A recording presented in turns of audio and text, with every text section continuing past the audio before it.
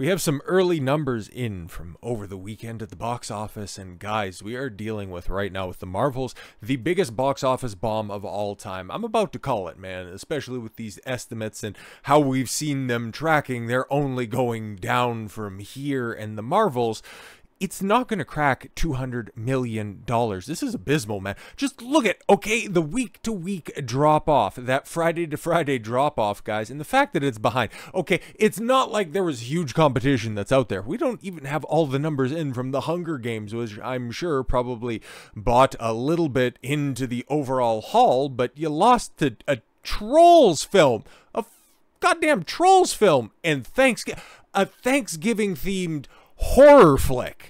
What the? Okay, like, that's, I understand the gimmick behind it, but horror, spooky stuff, that's kind of an October thing, okay? Like, as you can see in the background, like, I got my Christmas decorations and all that stuff up all around my place, but a lot of people have just moved on from that aesthetic. I understand some people are going to go see some spooky stuff, but the fact that the Marvels, a Disney, a Marvel, an MCU production of this caliber, of this, a payroll, ends up losing to a toy movie and a gimmick movie? Bruh. It's over. It's done. It's dusted. Because what I have right here, I've got a bunch of comparables pulled up here as well, because I'm legitimately shocked by this. I knew that it was going to be bad, and I was, even just yesterday, you can go and check it out and verify that I'm not blowing smoke up your ass, and by saying that I thought, you know what, hey, maybe like the entire weekend haul, they'll be in trouble. I was kind of light on it by saying if you see something with a 3 or a 4 at the beginning, they're going to be in some deep-ass shit. That's looking like, once again, when everybody was saying, I don't know, maybe this will probably end up making more than The Flash when it's all said and done. I'm going to go back and really reassess my take that I think Aquaman 2, when that thing eventually does plop out, it's probably going to make more money than the Marvels, because this thing, guys, it's over. Like, an 87% drop-off. That's historic. There is nothing else that's even comparable. 4,000 theaters, and a lion's share of that revenue right there is being done by the unencumbered opposition in a lot of those IMAX theaters, okay? Dune 2, imagine, Warner Brothers, the second dumbest company in all of cinema, if they hadn't decided to move Dune 2 to January because, oh, my actor promotional tour, oh, that's going to be such a big, earnings loser if we don't have them out there on the script. Guys, the actors have been out there on the stroll for the past few days. 87% drop off. That lets you know that that opening weekend of $46.1 million would have been precipitously lower if you had the likes of Brie Larson and most of those other goofs out there on the talk show circuit. Like, it's terrible, okay? And like I said, there's some other comparables. The last film that I really watched closely on the channel right here to watch the performance, because,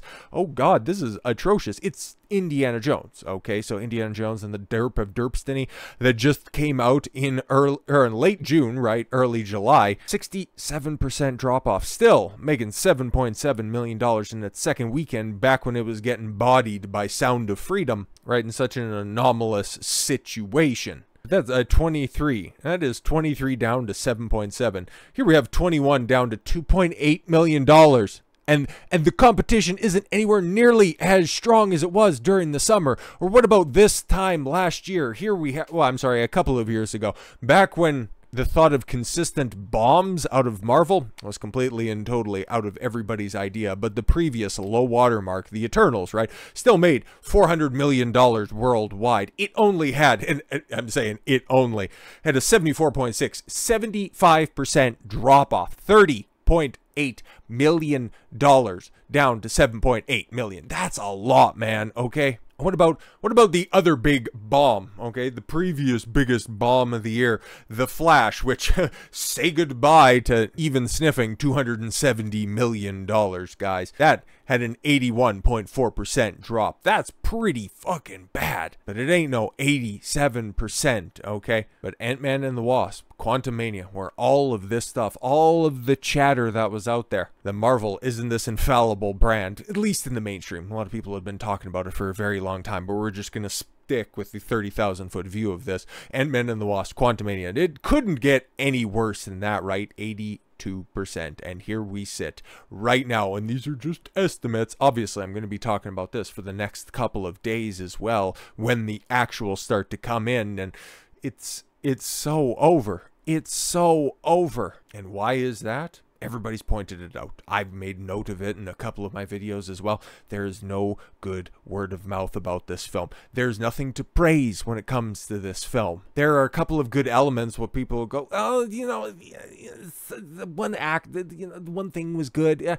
I chuckled once. But the overwhelming sentiment is this thing is a steaming pile of hot garbage. The best thing that you'll hear from the shill critics is, it's fun. Well, you know what else is fun at this level of the Marvels? Sticking a fork into a light socket. You're gonna get more of a shock out of that than you will going to see a bunch of chicks shooting around light powers and body switching, and none of it makes any fucking sense. But if you don't like underdeveloped characters, if you don't like a convoluted plot, if you don't like an unintimidating villain, well, goddamn it, guys, you are just simply a goddamn misogynistic, sexist bigot. This is why. This is why there is no good word of mouth. They're trying to shame motherfuckers into the theaters, and guess what, guys? That shit has never fucking worked. But at least when you have the crew. Now, this is bounding into comics, and I figured out a way. Okay, shout out to Brave Browser for actually having this, you know, stripped down version, so I don't have the goofy ass fucking bar right across of everything. Okay, so you have this gaggle of nice ladies who have consistently derided the oppositions to this absolute sludge. These are the chicks that managed to take down the two big studios in comic books. Okay, they weaseled their way into the ranks right there, and that's the reason why the entire industry is in the shape that it's in. And imagine that. They wrote the stories that killed off comics, and then Marvel and DC decided, hey, you know what, we should probably adapt some of that shit, because you know what, hey, we're just gonna go ahead and we're gonna prove all of those misogynists wrong.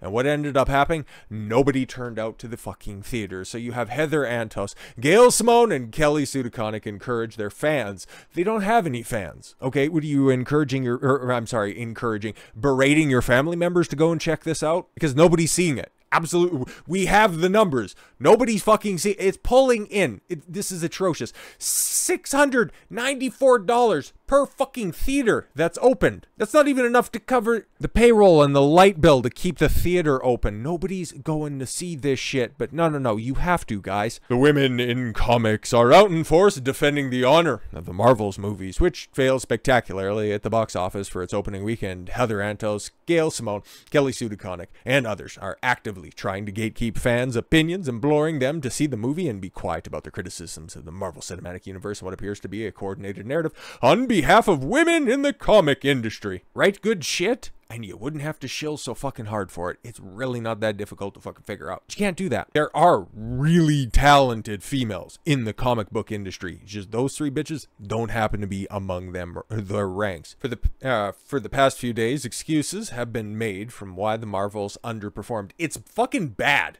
Okay, just say it. It's bad. And outside of people mocking its underperformance, nobody's talking about it. Everybody just fucking moved on to, I don't know, playing jacks out in the street. Like, I think that's probably more popular than going to see the fucking Marvels. Playing with sidewalk chalk in traffic is a more popular pastime than going and keeping up with the goings-on of the Marvel Cinematic Universe. Disney shills pushed back on fans, calling them sexist, misogynistic, and more. This is the same old playbook. It used to work fine. It still wouldn't hold any more water, but when these films were making $800, $900, over $1 billion, you could go ahead and say, well, anybody critiquing our poor storylines, our thin plots, and our underdeveloped characters, oh, you're all just racist, sexist, misogynists, and you're scared of women. Well, apparently everybody's racist, sexist, misogynist, because they're all scared of these strong, empowered women, because nobody's going to see it. One writer for Screen Rant implied it was some problem with men rather than the movie itself. Why are 65% of the audience men? Why?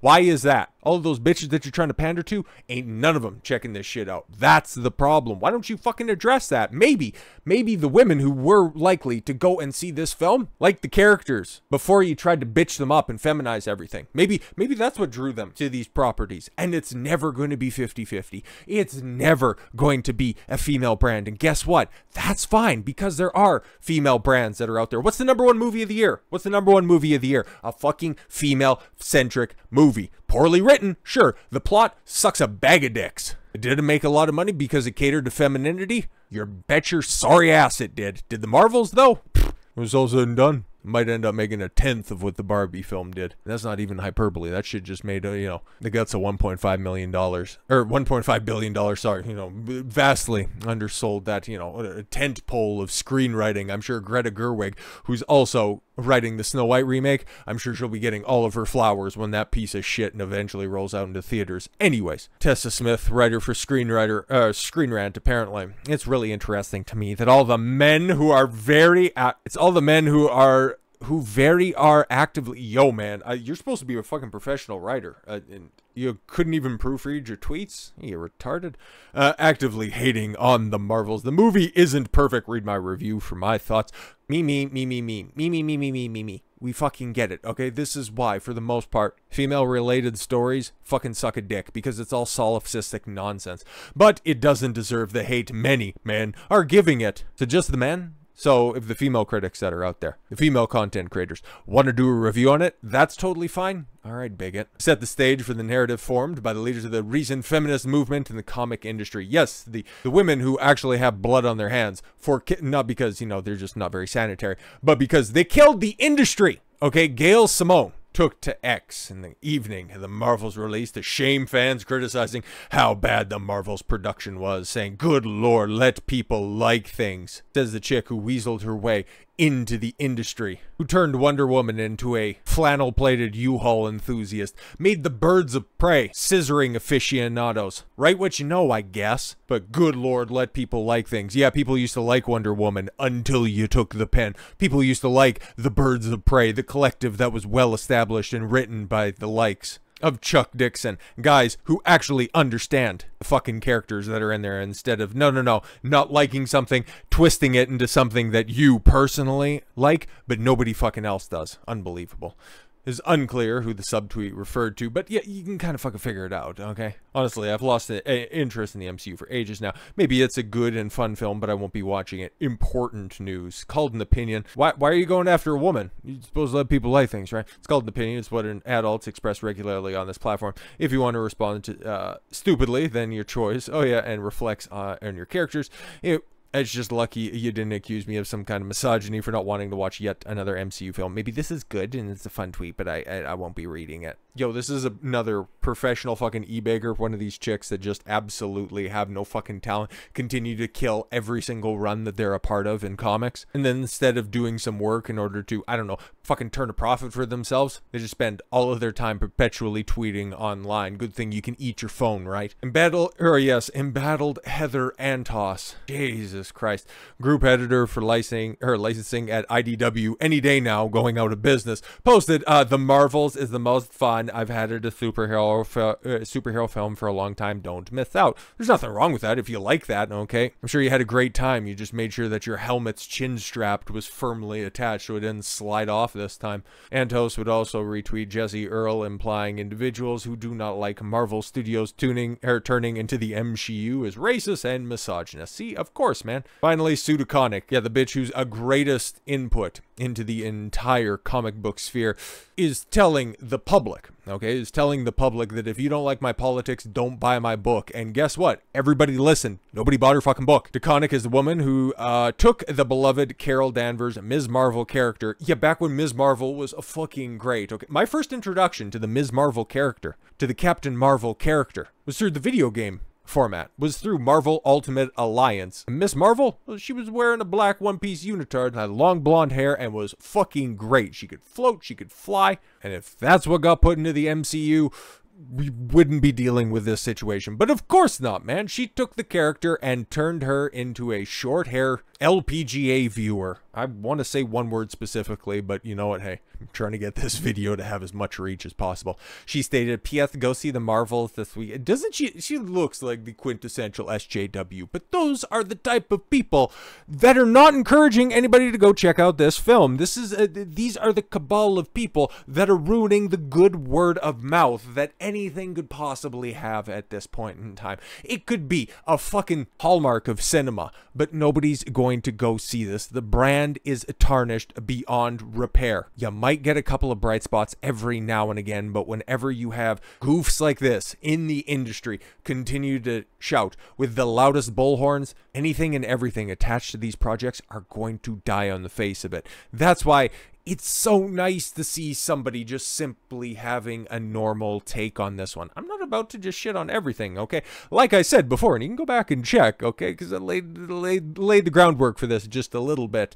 Not everything was derided about the Marvels, okay? The bright spot that many people point out is Iman Vellani. She seems to be a really nice person. She actually gives a shit about the comic books. She knows the source material about her character, as goofy as that character is. And she actually gave a shit about the performance in her series and in the film itself. And eventually she became grating on the audience, okay? And that really didn't have much to do with her because her performance was, of the one thing that was applauded about the film, it was Kamala Khan. It was Iman Vellani's performance, okay? She came across as reasonably likable, which is the high watermark for this absolute dumpster fire. But she's not taking the same route by calling out all of those misogynistic fans that don't want to turn out. She's just being nice. So this round-headed fruit, Ethan Alter, I have no idea who you are, nor do I care. Probably something that his parents say a lot. When you're battling alien warriors in the Marvel Cinematic Universe, it's helpful to have an all-powerful Avengers like Captain Marvel by your side. But when your opponents are real-world internet trolls... Guys, we're internet trolls. Isn't it cool? There's no better ally than Stephen King. Yo, the guy who gets mocked ruthlessly for all of his shit-tier takes all over Twitter. Cool, he has another shit-tier take on Twitter. I don't go to see Marvel films. I don't care for them. What the fuck, man? Like, I don't go and see them, okay? I'm just reporting on the news and the numbers and the hearsay and the respected opinions that I have for other people who have gone and see them. I'm not offering up in-depth critiques about why the movie didn't work here and didn't. But I still care about this stuff because it shapes the popular zeitgeist. And when we're seeing a pillar of society completely and totally break down, like Hollywood in general, as somebody who kind of wants to see Western society, course correct a little bit so that we can have something of worth 20, 30, 40, maybe 50 years from now, that would be fantastic. I'm going to go ahead and throw my hat in that ring and hopefully add to the conversation. That sure would be great. But when you're just simply trying to be a box-headed, burnt-faced culture warrior like stupid-ass Stephen King, a motherfucker who doesn't like any of his own adaptations, his books might be great. I know he's like the best-selling fiction author forever and a day. But when it comes to him specifically creating movies, like, he sucks dog dick at it. Terrible. Like, his notes to the director is, can we find some way to just shoehorn in a child orgy scene in there? The fucking weirdo, okay? But apparently writes great stuff. So yeah, I don't really know if I'm going to be taking his cinematic critiques all that seriously, but I find this barely masked gloating over the low box office for the Marvels very unpleasant. No, because we're happy, okay? Because there's a lot of people who care a lot about these characters. There are people that at one point in time, gave a shit about the Marvel Cinematic Universe, but because of the low writing quality, because of the poor direction of the franchise, people hopped off the MCU train at different points. Now it just seems that the entire locomotive is fucking empty. So no, people are gloating. No, it's not masked in anything. No, they just want to see this shit burn to the ground so that something better can be built and rise from the ashes. It's very simple. Why gloat over failure? Because this is the culmination. This is peak MCU. And now that the studios, now that the Kelly Sue DeConnicks, now that the Heather Antosses, now that the Gail Simones got everything that they fucking wanted, put it out there for the world to see, and everybody fucking rejected it universally. Now, guess what?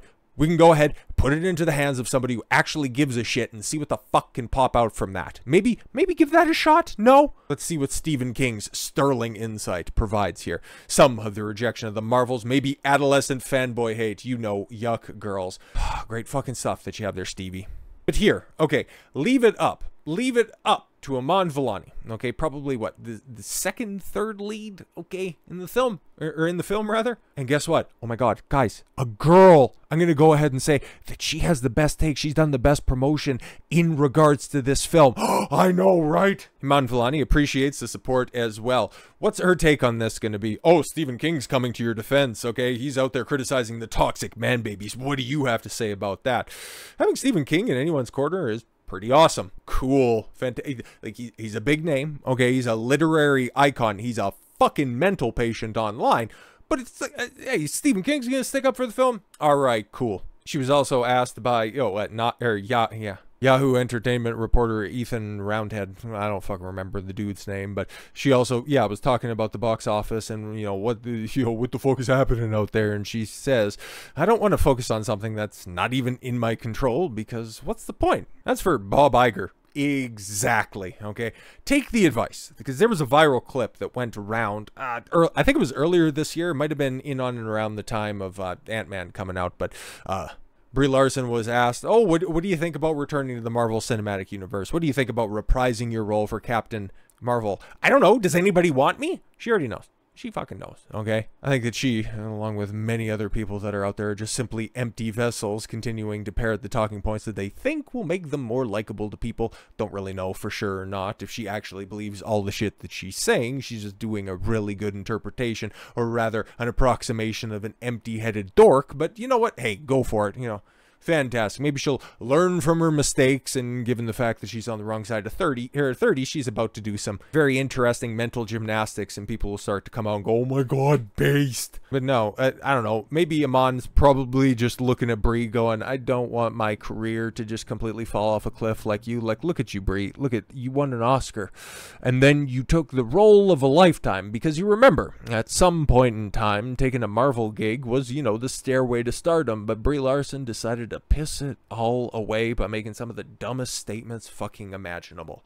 But Iman is just looking out there, just sticking to her principles, not saying anything inflammatory towards the fans, so that hopefully at some point in time she can hop right off the old Marvel train and just go, if nobody wanted to see it, that's fine. I'm just gonna go over here now, and that would be a lot of fun and good for my career. And you know what? I really hope that I can go back and get back into the Ms. Marvel suit at some indeterminate amount of time. If they really want to bring back the character, I would be super happy to explore further storylines with her. But as for right now, no projects on the docket. I know Young Avengers is out there and all that stuff, but we'll see. We'll see if there's any room for that into the future timeline of the MCU. But for sure, for right now though, I'm just gonna go ahead and be over here now and just work on different aspects of my career, because it really looks like she's trying to bookend this chapter. Okay, the box office has nothing to do with me. I'm happy with the finished product, and the people that I care about enjoyed the film. It's genuinely a good time watching this movie, and that's all we can ask for with these films. It has superheroes, it takes place in space, it's not that deep, it's about teamwork and sisterhood. It's a fun movie. I'm just so happy that I can share it with people. That's fine, man. If that's your opinion on the film, fantastic. Other people are going to have disparate opinions on it. But you know what she didn't do? Say that everybody else is fucking wrong. My opinion's the correct one, and you're a bigot if you don't want to see it. She just said, hey, man, I liked it. If you didn't, people are not turning out to it. That's fine. All we can do is just try to do better the next time around. I like it. I like it a lot. There is a barren wasteland of talent in modern day Hollywood. We're looking at, two perfect examples right there. Have fun not having careers after that, but we have an opportunity to see one up and coming star. There are very few of them that are out there. There's a couple of examples of good up and coming actors. Okay. This isn't the time of the 80s and 90s where you had stars all over the place, man. Hollywood is in deep shit because, well, they got too goddamn political, got into way too many people's ears and soured themselves for half of the audience. But if you just simply take the measured response to things, that not everything is going to be, Godfather caliber, okay? Sometimes you end up with a Marvels, but you know what you do? You just say that you like the film and you fucking move on, as opposed to the rest of these goofs that are just going to try to say, no, the reason that nobody turned out to the film is that everybody everybody's racist and misogynistic. Yeah, just keep on trying to bake in those fucking excuses to these films that increasingly fewer and fewer people are going to see into the future. I'm sure that'll insulate you from hundreds of millions of dollars in losses. So with all that said, thank you all very much for the gift of your time. I've been Don Consuelo. I want you to follow your gut and get after it. Take care, everyone.